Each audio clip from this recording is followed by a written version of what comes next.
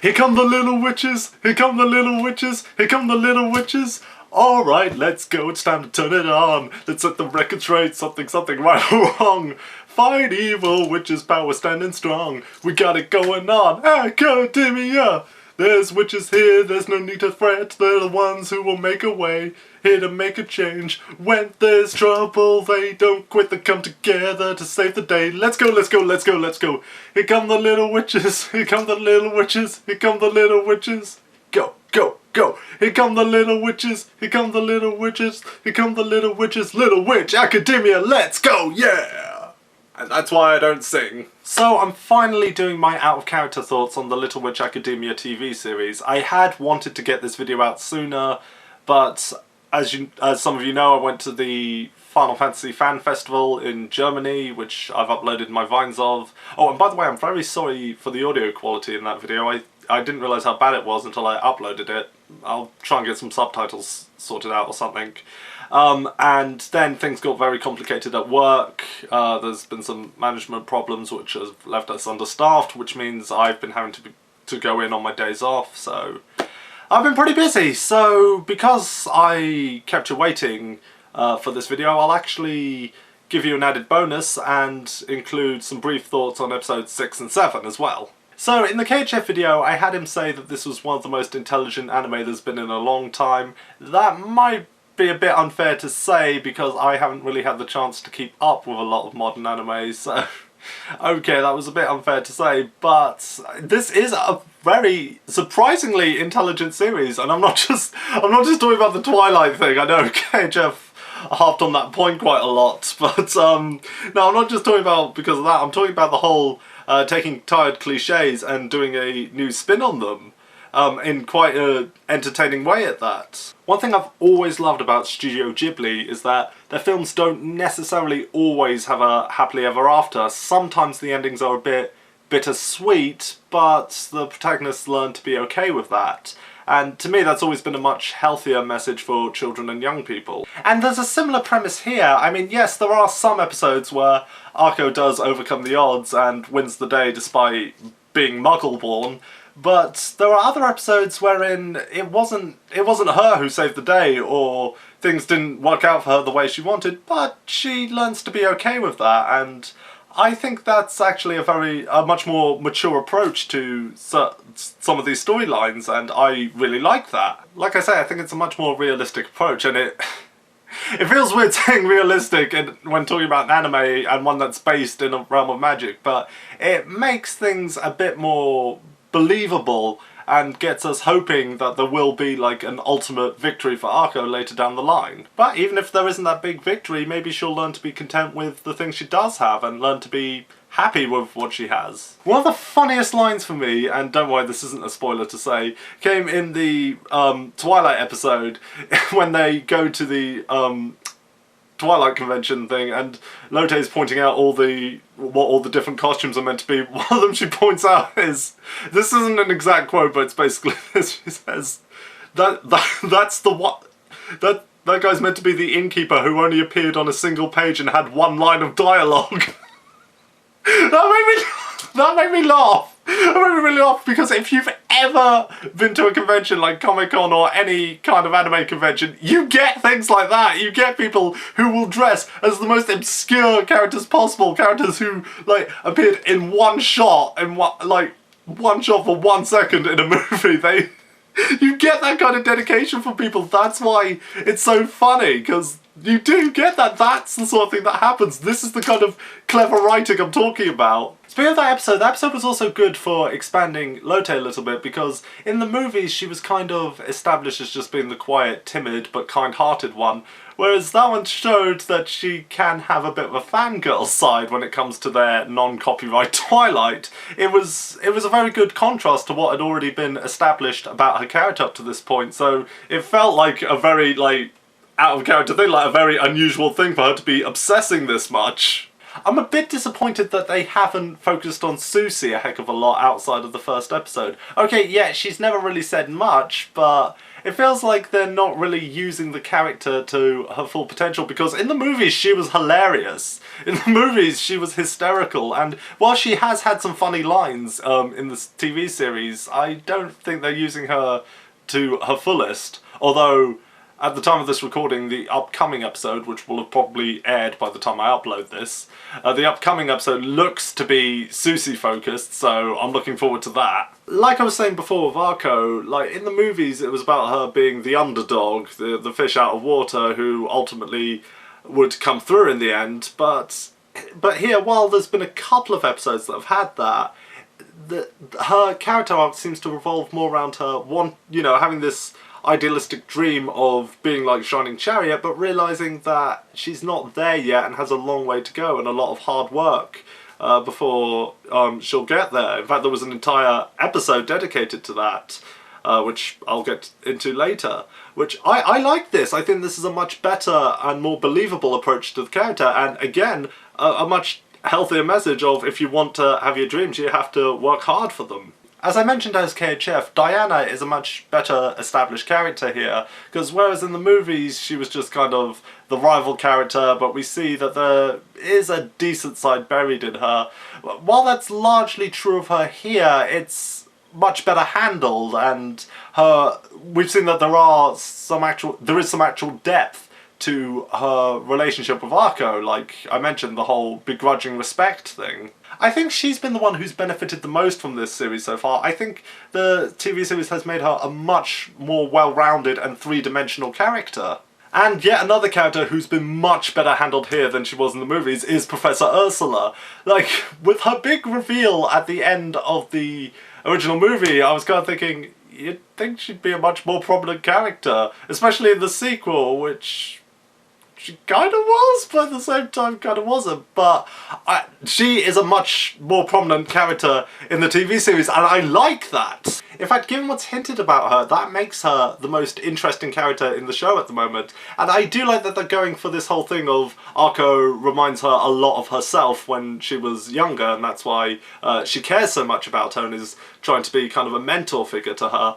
I like that. I think they're doing that.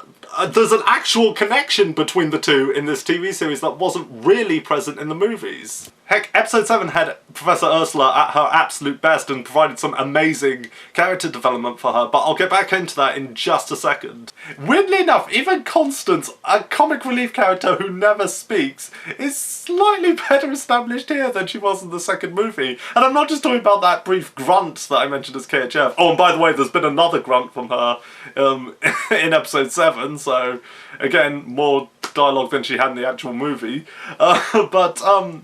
There's an image that fans were posting around after the 5th episode of after they've confronted the dragons, she tries to fire a rocket launcher at them and that ultimately fails, and there's this, she gives a really, really peed off look. Like, that is the most expressive we have ever seen her character, so even the one who never speaks is getting some actual character expansion. Like, there's even been some slight, very subtle, like, expansion on her friendship with Jasminka. Speaking of Jasminka, there was a really, really, really hilarious moment in episode 3 that I wish I could talk about, but I don't want to spoil this joke for people. But people who have seen episode 3 know what I'm talking about. You know the joke I'm talking about, the one with what happens to her. That is... That was the best point of the entire episode for me. That to me was probably, besides the innkeeper costume line, that is the funniest joke so far. Okay, on to episode 6 and episode 7. Episode 6 might actually be the most progressive episode of an anime I have seen in a long, long, long time. And I'm being serious when I say that. Why is it the most progressive episode of an anime in a long time? Well, I'll tell you why. I've mentioned this before as KHF and in out-of-character videos and whatnot, so anybody who knows me knows that I hate gratuitous panty-flashing jokes, which in the modern age they seem to be becoming more and more commonplace. I know it's nothing new for anime, I know that's been around since even before I was born, like fan service stuff has been around in anime since before I was born. You know, I know it's nothing new, I'm just saying there's been an increase of it in the modern age, which really annoys me. And one thing I can praise the Little Witch Academia movies on, and even the TV series as well, is that they don't have that gratuitous fan service. They don't have the needless panty flashing, which is saying a lot considering it comes from Studio Trigger, who did Kill la Kill, which, while I haven't seen it yet, I will watch it, I just haven't seen it yet, I hear is rife with fan service. And considering a lot of the team came from the Gynax team that worked on Gurren Lagann, and let's face it, Gurren Lagann was rife with fan service. You know, that's saying a lot that they managed to avoid it with this series. That's one thing I praised it on. But where the progression comes in here is that we don't have any panty flashing from any of the female characters. But we did get it from a male character in episode 6. There's been this new character established, and I'll get into him in a minute because I have mixed thoughts on him. There's been a male character established who wasn't in either of the movies, and there's a point where him and Arco are running away from and they're hanging from a ledge. He's hanging on and Arco grabs onto his belt, and because of gravity and whatnot, she's starting to slip and it's pulling his trousers down, and we see a glimpse of his underwear. He's wearing some fancy underwear at that. And I'm just like, oh my gosh, I can't believe the most progressive thing I've seen in anime in years is a man flashing his panties. What am I doing with my life? That's what I'm like, yes, yes, panty equality, I'm all for this.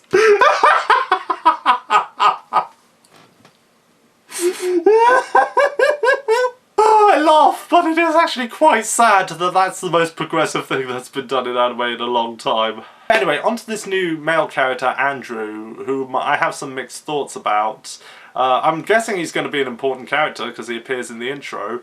I have some mixed thoughts about him. While I'm not against them introducing a central male character, it seems like he's going to be a love interest for both Arco and Diana, because in his introduction episode, he spends a lot of time with Arco and bonds with her quite a bit, but he's also Diana's childhood friend, so obviously no anime in the history of forever can have two people of opposite gender be childhood friends without there being some sort of sexual tension there.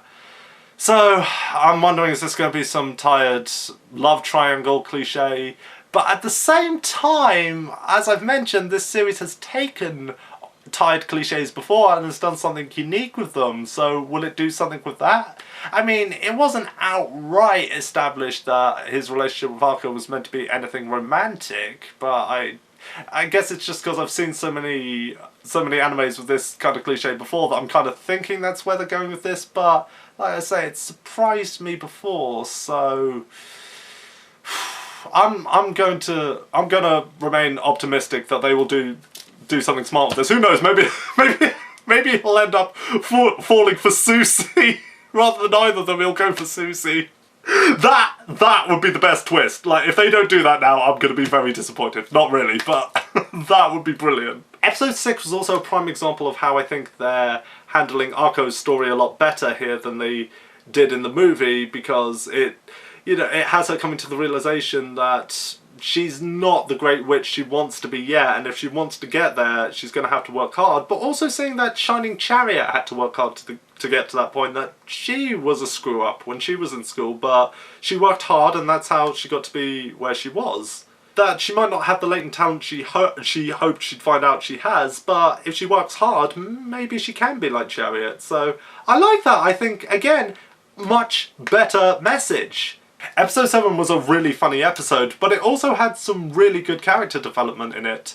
Oh my gosh, there was one moment at the end, I think, like, if you follow me on Twitter, you've seen me tweet about this, that moment in the episode, the screen cap I used doesn't do it justice. You have to see that joke. It is hilarious. But like I said, there's also a really, really good character development moment with Professor Ursula, because quite honestly, up to this point, the most interesting thing about her has been her mysterious backstory, but other than that, she's just kind of been, the adult Arco. She doesn't fit in with the other teachers. She's like kind of the social outcast with them, and that's why, she bonds with Arco so much, is because, she sees a lot of herself in her. But episode 7 episode 7 saw Professor Ursula grow a serious backbone. Like, really talk back to one of the teachers who was chastising Arco for the trouble she'd caused in the episode. Like, she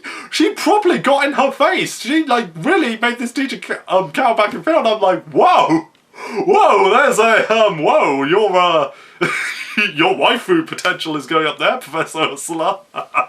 But yeah, no, it was a really good character moment. I'm like, whoa, wow, okay, now you're getting interesting as a character, not just a character with an interesting backstory. Okay, now I like you a lot better now, wow. So yeah, overall, episodes 6 and 7, progressive and have some really strong character development moments. As far as the progressive thing goes, like, I'm probably gonna have KHF make a huge deal of the whole man panties thing. Expect a really theatrical reaction from KHF there, because he is. I'm gonna take that point and just run with it with the character. I won't overdo it. Well, I'll try not to, but there's just a lot of potential there for some really good KHF stuff there. Anyway, I've droned on about this series a lot longer than I thought I was going to, so I'll wrap up by saying this. If you haven't started watching this series yet, you owe it to yourself to. Even if you haven't seen the movies, you owe it to yourself to watch this series. You don't need to have seen the movies to enjoy this series. So if you haven't started watching it, I strongly urge you to. Don't wait for it to finish. Start watching it, because it is one of the most hilarious and well-written anime I've seen in a long time.